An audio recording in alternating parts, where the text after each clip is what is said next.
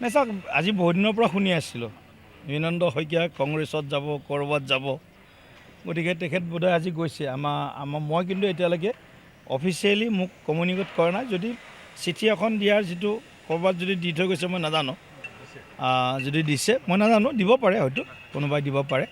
গতিকে তেখেতৰ য'ত মানে ভৱিষ্যত সুন্দৰ হ'ব বুলি তেওঁ য'ত ভাবিছে, বিজেপিত থাকোঁতে চাগে তেখেতৰ মানে সন্তুষ্টি তেখেতে নাপালে, কংগ্ৰেছত তেখেতে সন্তুষ্টি পাব।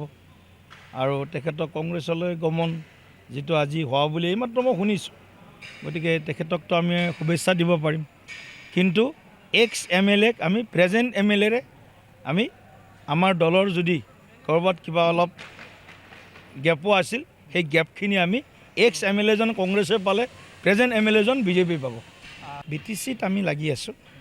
BTCৰ যি বৰ্তমান ৰাজনৈতিক প্ৰেক্ষাপট আপোনালোকে সকলোৱে জানে। এনেও এক বিশেষ অঞ্চল, ষষ্ঠ অনুসূচী অঞ্চল। গতিকে তাত এক বিশেষ পৰিস্থিতি সদায় বৰ্তমান থাকে। গতিকে BTCত আমি কেৱল শাসন লাভৰ কাৰণে, চৰকাৰ গঠন কৰাৰ কাৰণে নিৰ্বাচন খেলিছোঁ এনেকুৱা নহয়। চৰকাৰত আমি থাকিমেই, কিন্তু শাসনৰ লগত প্ৰধান লক্ষ্য সেৱা।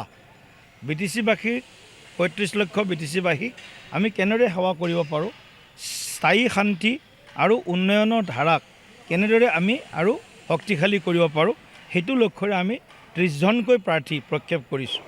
বিভিন্ন জাতি জনগোষ্ঠীৰ প্ৰাৰ্থী প্ৰক্ষেপ কৰিছোঁ। গতিকে মই ভাবোঁ BTCবাসীয়ে এইবাৰ ভাৰতীয় জনতা পাৰ্টীক এবাৰ এটা ভাল সুযোগ আৰু সুবিধা লগতে সমৰ্থন আৰু আশীৰ্বাদ দিব, এয়া আমাৰ ৰাইজৰ ওপৰত বিশ্বাস আছে। নাই, অগপৰ প্ৰতীকত নিৰ্বাচন খেলা নাই। এনে নিৰ্দলীয় কোনোবাই খেলিব পাৰে, সেইটো অধিকাৰ আছে, খেলিব পাৰে। তেখেতলৈ শুভেচ্ছা দি থৈছোঁ।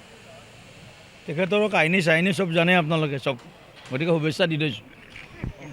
যিকোনো খবৰৰ বাবে যোগাযোগ কৰক 7099017330 লগতে 7099017110 নম্বৰত।